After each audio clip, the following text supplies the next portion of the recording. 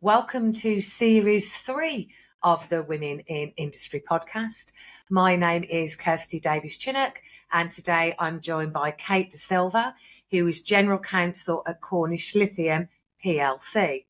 And Cornish Lithium is a pioneering mineral exploration and development company focused on the environmentally responsible extraction of lithium from geothermal waters and hard rock in the historic mining district of Cornwall. Kate is an experienced, adaptable and driven senior corporate and strategic lawyer with a sectoral focus on natural resources. Kate is admitted to practice in the UK, is conversant in French and Italian, and has worked in multiple jurisdictions, demonstrating flexibility, diplomacy and tenacity while working on projects in the UK, Africa, South America, Canada and Asia. So welcome, Kate. Thank you for joining us. Very kind. It's a very generous introduction too. I'm very good at copying and pasting. It's one of my greatest skills. And we met a few months ago because we're both mentors for the Innovate UK mentoring programme for women innovators in foundation industries. It's part of a partnership with STEMazing and the Transforming Foundation Industries Challenge. At the moment, it's December. It's nearly Christmas. We're on the home stretch. So we're a month into this 3-month mentoring programme. What are your thoughts on it so far? How are you enjoying it?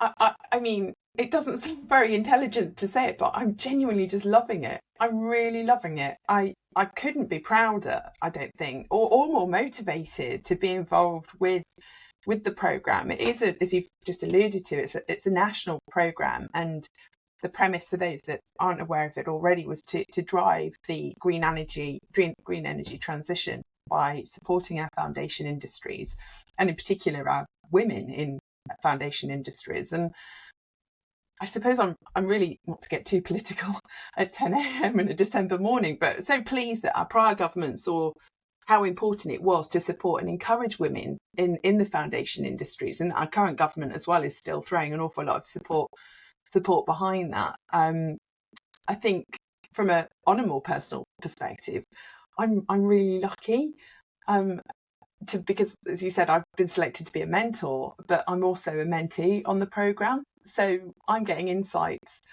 as to how to better myself through the support of my wonderful mentor, whilst also supporting others to do the same through, as you said, the brilliant STEMazing programme that's been set up by most incredible woman, Alex Knight. The STEMazing programme is fantastic. And the resources we've got as mentors from STEMazing is just incredible. And we've got reams of videos and worksheets and documents we can just download and change and use. And I'm finding it a real eye-opener. I've mentored sort of informally before, but actually having this sort of structure in place, I'm finding a huge eye-opener. I mean, particularly for me, because how can I put this politely about myself? I'm a busybody. I go in and take over. It's why I'm normally only on boards for about 3 years, because it becomes a bit of the Kirsty show. And then I go away again and let other people carry on, because I don't want it to be too much about me. But everything on the programme is like, and your mentee does this. And I'm like writing notes, get the agenda done for the next meeting, do that, structure this. And then I watch the video and Alex will go, and don't forget your mentee should be doing that. And I'm like, okay, email mentee a week before and see if she's done the agenda. And it's like I'm having to hold myself back. Isn't that the great thing about it? Because as a mentor, perfect. You're still learning, and Yeah. you're still able to have that. I know some people balk at this expression, but that self-reflection, which is so important. You know, if we want to continue to grow as individuals, be it personally or professionally, that self-reflection is so important. And I think for a lot of my career, I felt like that was a real, well, first of all, I poo-pooed it as a concept. You know, who needs to do that? You just carry on in life and you achieve everything that you've set out to achieve. But when I sort of started to face, I suppose, glass ceiling or whatever, you know, the phrases that we want to apply to it, I realised that I could either sit in the status quo and be frustrated with it, or actually allow myself to have that period of self-reflection and what was frustrating me, why is it frustrating me, and then move forward. And as I say, even though I'm benefiting from this amazing program as a mentee, it's also giving me those insights, all those tools that you've just alluded to assist on the self-reflection and improvement part as a mentor as well. I think this program in itself, it's just bringing together some absolutely wonderful people. Obviously, I mean, I'm from metals, you're from mining. We've got people from every foundation industry you can think of. A previous guest is also a mentor, Dr. Laura Baker from Tata Steel. She was on in series 1. I've strong-armed you to come on as a guest, and I'm going to work my way around everybody else as I don't doubt it.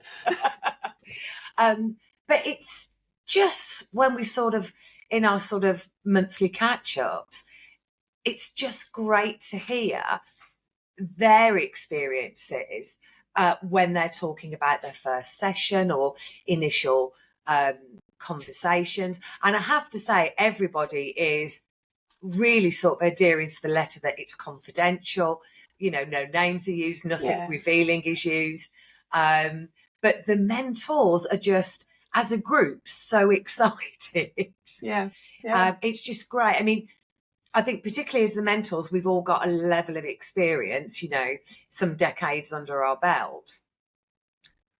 And it's invigorating. It's really bringing back that my industry is amazing and I want to share that with people. Yeah.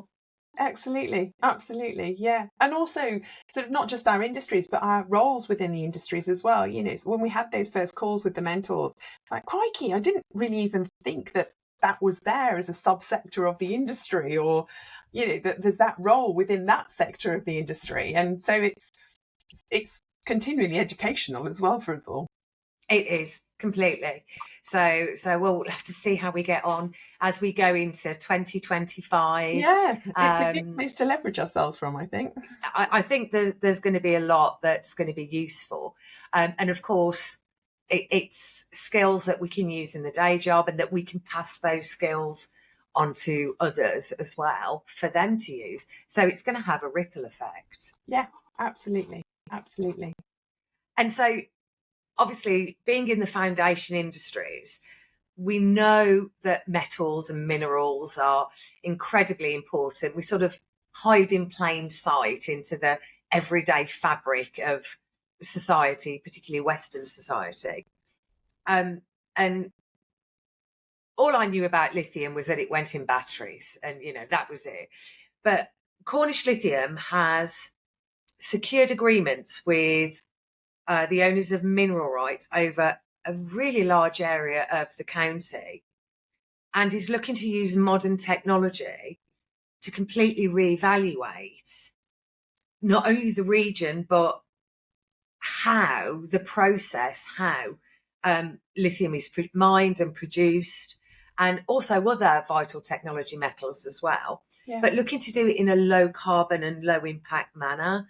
So I appreciate there might be things you can't say, but in a big picture, what does this entail and how will it benefit us? Sure. Well, I think there are lots of questions in that, actually. So I know, sorry. Start at the top. To come back to each of them, but you're quite right to point out about the mineral agreements. That's that at the first few years of my career with Cornish Lithium, a lot of my time was spent on securing those mineral rights, and they form, as you've alluded to, a really crucial part of being able to extract the metals, and securing and maintaining those mineral agreements really does require an excellent rapport and a highly collaborative approach with the mineral right owners, Cornwall Council, and the local communities. And that all feeds into how, I suppose, the latter part of your question, how it will benefit us. But if I come back to that at the end, perhaps, and in terms of the technologies, the technological advancements and opportunities in the mining industry, they're vast and they're really quite exciting, even for a technophobe like me. And that's because every every mine and every metal is different, so it's got different requirements. There's different specifics that are needed to be considered in how to mine it, and if we're seeking to mine it ethically and in a green way that is conducive to its local communities, the local ecology, then that all has its own specific input into the type of technology that we need to adapt as a company. And as a company, we do a lot of work where we're looking for lithium in brine, so lithium in the seawater, in the water that flows beneath Cornwall. And key to understanding where to look for that is the data that we can pull together before we start doing any field work, digging up the ground or whatever it may be.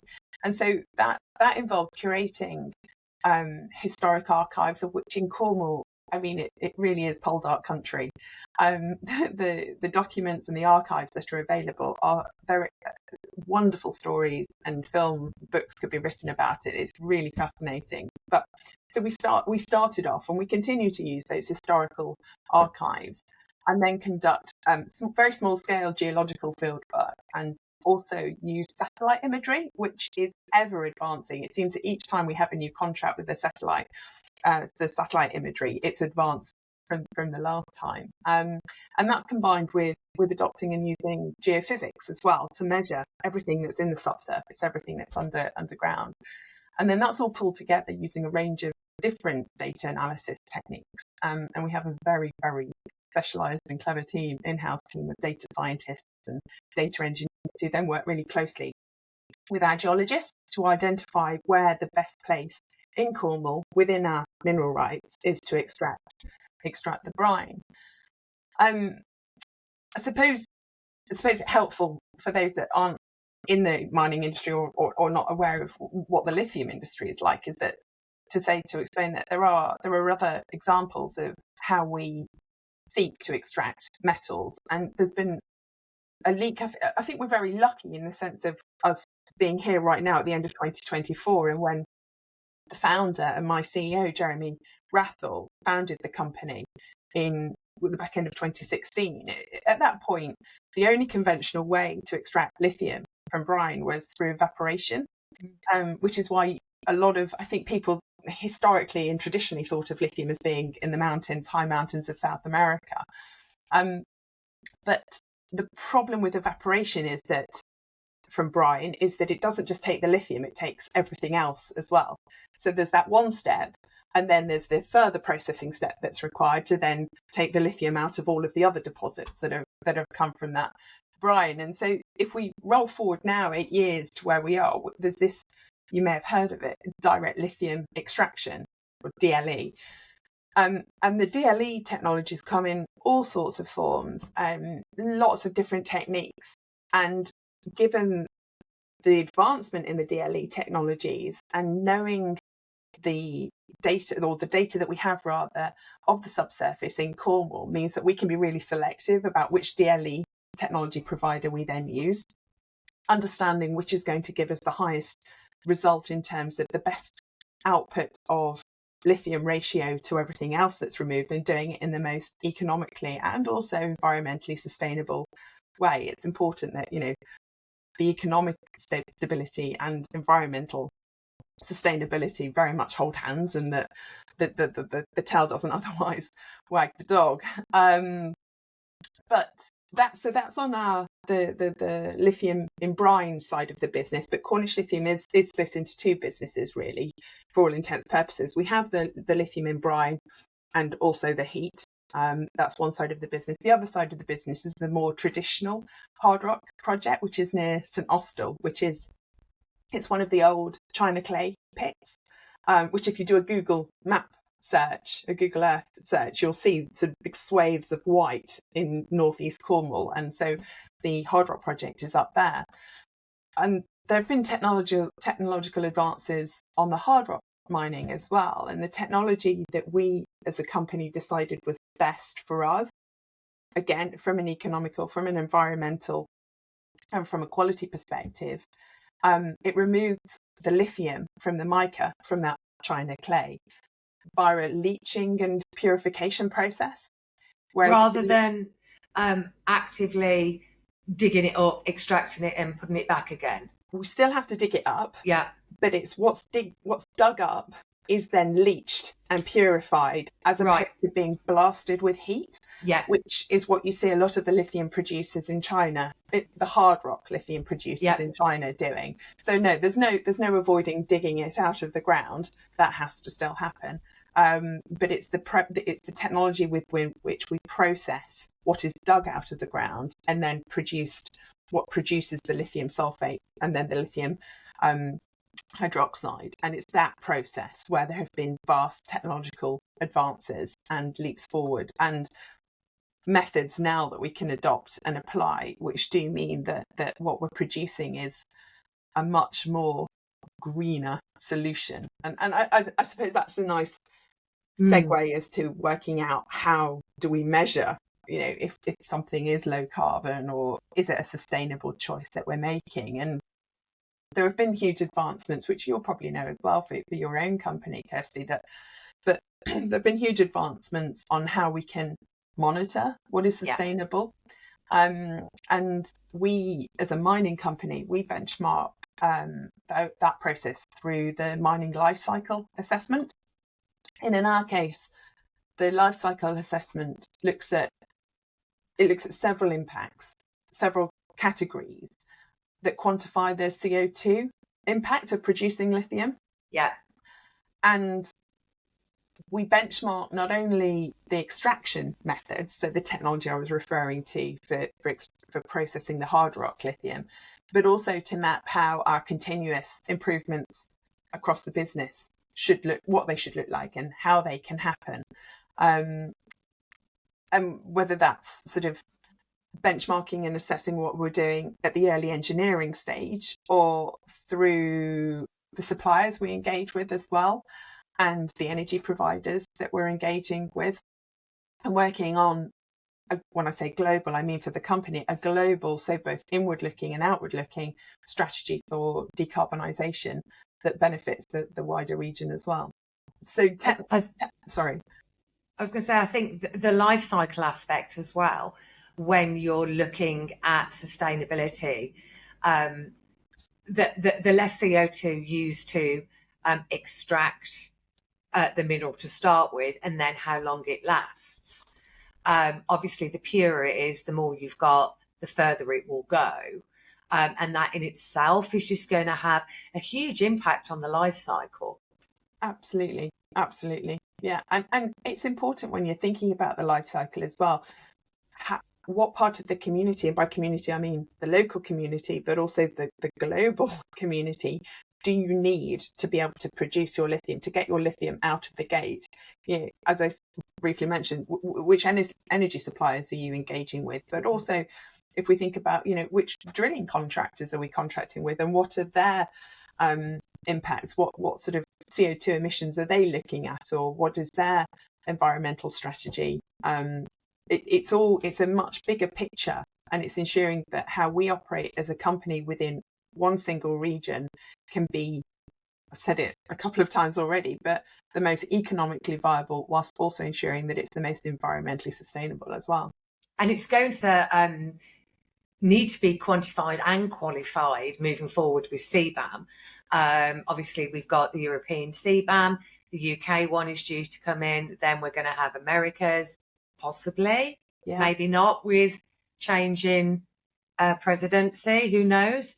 But all of those aspects, we're starting to see it now, where our stockholder customers will be supplying material to a project, usually the nuclear or architectural outside of the UK, and it'll be, a panic phone call going, we need to know how much CO2 is produced when you polish it. How are you going to find that out? And I go, well, I did a project 4 years ago and I told you all about it and no one listened. And it was like, I can tell you how much CO2 is produced, and everyone was like, yeah. And now it's important. But I wouldn't want to be starting at this point. You needed to do the work way back when. Exactly. And the other thing I think that's going to drive that as well, it's not just going to be, it will obviously be politics at a macro level, but it's also financing too. Yeah. Who sits behind the money that's coming into a pocket? And that money, if they're institutional investors, they have got a high agenda. They have a high benchmark, rather high threshold in terms of, your scope 1, 2, moving towards scope 3 reporting, which is all encompassing. I mean, and that's a full-time job for somebody in an organization to be able to stay on, as you just alluded to stay on top of and to be able to report on. So you've been general counsel at Cornish Lithium for over 3 years, but prior to that you did quite a lot of consultancy work with them. How did you get into the mining industry in the first place as a lawyer? It was entirely by chance rather than by design. Whilst I was a trainee lawyer back in the mid-2000s, my then wonderful boss, I was split at the time between London and Birmingham, and my boss, he was the same too. I qualified into the corporate department, but as a trainee in the corporate department, my boss at the time said, I have a great client. He's based in Birmingham. It's a family smelting office, been a smelting business for generations. I think it was 300 years at the time, just over 300 years. They had the most fabulous, actually, 300th anniversary gold party up in Shropshire. But I digress. The smelting company had acquired, unintentionally, I think, I hope I'm not doing them a disservice, a gold mining license in Liberia. As you do, yeah. Mining's a wonderful and fascinating world. You don't realise what doors and opportunities will be open to you. But so the Birmingham smelting company had come across a mining license in Liberia, and my boss said, qualify into corporate and you can work on their IPO. We'll take it to the London Stock Exchange, we'll raise money for them. It'll be a Birmingham family that's sitting behind this Liberian gold asset that they're wanting to work on and move forward through to production. And so that's where it started. And for whatever reason, I haven't really swayed outside of the natural resources ever since. So that was 2006, 2007, and here I am now as a general counsel for a mining company. Although lots of similarities, the great luxury I have in my current role is this is the only asset in the UK that I've ever worked on in my career. So until recently, I mean, Cornwall's got a fascinating mining history and legacy, but that, was dead by the mid-90s. And so being a part of rejuvenating that economy and that legacy is really exciting. But yeah, up until Cornish Lithium, all of the assets I'd worked on in private practice or advised in relation to had always been outside of the UK. So it's a real luxury to be able to be working with an asset in the UK. And just building on that, as a woman of a certain age, I was completely convinced that mining didn't happen in the UK anymore. Obviously, I remember the 80s, the miners' strikes. I did school trips round coal mines in Wales and slate mines that no longer produced. And as a child in the 70s, I read an awful lot of Enid Blyton books. And the famous 5 and the Secret 7 were always wandering down a tin mine in Cornwall or somewhere that they shouldn't have been. But apart from that, and that was all historical, mining just stopped. And the fact it's coming back, but with, I think you've really articulated a hugely ethical sort of structure for it to stand on moving forwards. Is really quite exciting. It is, and I think it. I mean, we're as a country, we're blessed in terms of how rich and abundant the resources are underneath our feet. Like you say, we've had the coal, we have the tin deposits, and the lithium in Cornwall are really some of the best resources in the world. What's enabled, I think, the rejuvenation of those industries is clearly globally we're moving our expectation and reliance upon fossil fuels. And so we're looking at alternative sources of energy. And as part of that green energy transition, lithium, tin, the critical minerals, they're all key to the green energy transition. But in order to make those viable, it's the technologies. And I suppose what wasn't available in the 80s, in the 70s, are the technologies that are now available to the mining industry in order to extract those minerals and metals in a ethical and sustainable fashion. There's also the fact that I think globally, everybody is looking at trying not to rely on energy from too far afield. Now, absolutely, some of that will have negative press, with the UK government was talking about issuing new oil and gas drilling over the last 12 months compared to perhaps wind farms or solar farms. There's advancement and reinvestment or additional investment in nuclear going forward. But if we can get some of those critical minerals here rather than, particularly when we're looking at getting from other parts of the world that maybe care and attention to the environment and safety isn't being taken. It's all a bit, sort of putting a railway through India again, isn't it, to take all the natural resources, some of these mining aspects. And you'd think, well, haven't we learned anything in the last few hundred years? So you've got to sort of look at what we need and the nearest place we can get it from and do it the best way. And we can't be NIMBY about this. Absolutely. We can't be. If we need it to advance, we can't be NIMBY. But by working with the local community is obviously something that you're stressing that, they're a massive stakeholder for you to be successful. I think it's really important. Yeah, absolutely. Absolutely. It is, as you say. I mean, we need fossil fuels right now. We have to focus on moving away from those. But it's a transition. It's a transition period. It's not going to be overnight. We're not waking up on the 1st of January 2025 and we'll be in the green industry revolution. It's going to be a tapered effect. But whilst that tapering is happening, there are fossil fuels around the UK, and far better, in my opinion, to have a domestic supply chain of energy, be that from a fossil fuel perspective, but looking to rely more and more increasingly on the green energy fuels, the critical minerals that can fuel the green industry transition.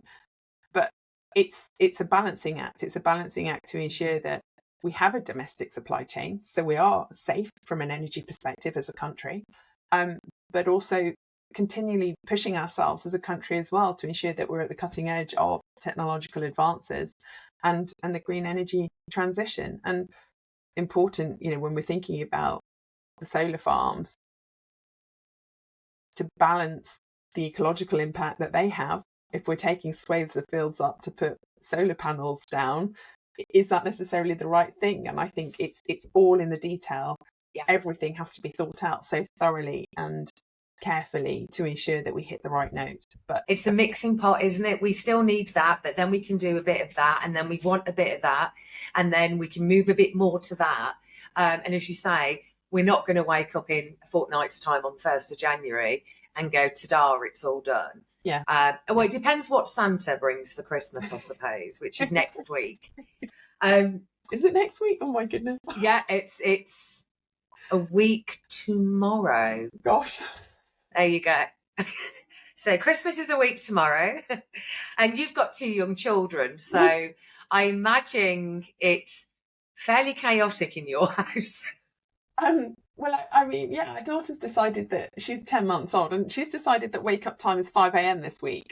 She's been doing really well, but apparently it's 5 a.m. now. Whether she's got the message already and has got Christmas excitement, I'm not sure. But our son is 3, and he has really grasped. He's singing Christmas songs all of the time. It just fills my heart with joy. It really does, and it's so it's just so beautiful because it's so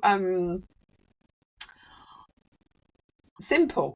I mean, it's magical, but it's simple. I asked him the other day, I don't know if I should be admitting this on a podcast that's going out, but I said to him, what would you like for what should we write to Father Christmas and ask him for?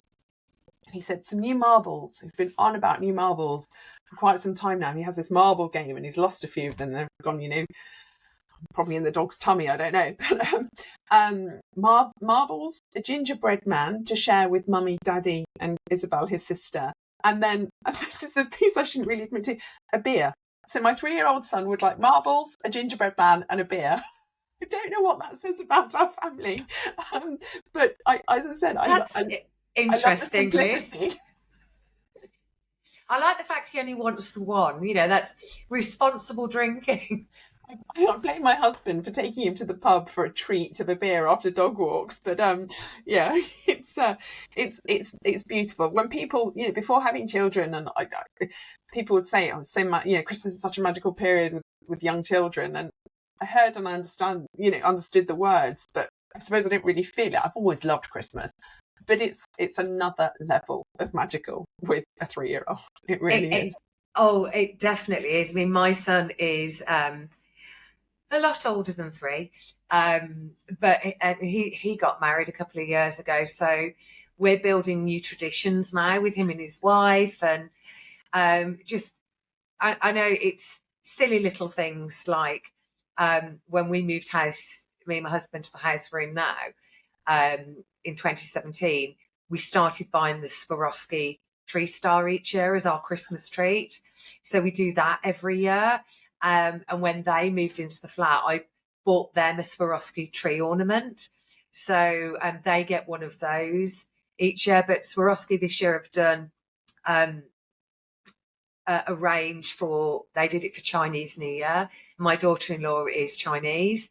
So they were really chuffed that they've got this sort of like culture merge decoration, because they decorate their tree while drinking bubble tea to sort of merge the two cultures together. Nice. Is, yeah, and it's nice to sort of build your own traditions in your family. Yeah. It really is. And even when they get older, they still like those traditions. We, ever since my son was little, he has his presents wrapped up in a Christmas box. And last year, Chen had his box and he had her box because she got more presents. He's a boy, she's a girl. And he was like, why has Chen got my box? And I'm like, well, she got more presents than you. And he's like, but that's my box. I'm like, you're 28. Doesn't matter. Stop arguing about who gets the snowman Christmas box. But I knew we'd go over. I knew we would. What is, for your final question, and I could hear you talking about lithium all day. What's the best piece of advice you've ever received? So I wanted to say something that my dad told me when I was young, but I've decided it isn't the best piece of advice. My dad from a very early age would tell me that you don't win silver, you lose gold. And that became quite key to how I became, I think, and my outlook in life. But I've decided on reflection, I love my dad, that isn't the best piece of advice I've ever received. I think the best piece of advice I've ever received is to respect myself, because nobody's going to respect me if I don't respect myself. And it's easier to say than do, and I have to hold my hand up because I don't always remember to do that, or I don't always find it possible to do that as well. Be that through not creating sufficient boundaries at work, or not giving myself enough time to achieve a particular task, be that work driven, or be that in my personal life, posting a godson's Christmas present in time so it arrives on Christmas Day. But I can guarantee that the times where I have respected myself, respected my boundaries, respected my needs, it leads to noticeably improved and more positive outcomes. So yeah, that's my parting piece of advice. Respect yourselves. I like that. Respect yourself. I think it's quite interesting. I recorded a podcast yesterday um, with a woman called Susie Siddall, and she was talking about, it's the difference between character and reputation, and it doesn't matter what other people think about you. And I think it's possibly because it's December, it's the end of the year, it's been a very long year, everybody's tired. But going right back to the beginning of this podcast, self-reflection is a really good thing. And I think it's part of that time of year where we start looking back, reflecting, and then we look at how we can achieve the best possible outcomes for the next year. And I really hope you do. Oh, thank you so much, Kate. I really appreciate you doing this. No, not at all. I've really enjoyed talking to you, as always. I really have. And wishing you a very Merry Christmas. But this is going out in the new year. So here's a very happy new year to everybody. Yes, Happy New Year. Here's to a healthy, happy, a prosperous and successful and kind 2025 to everyone. Cheers to that.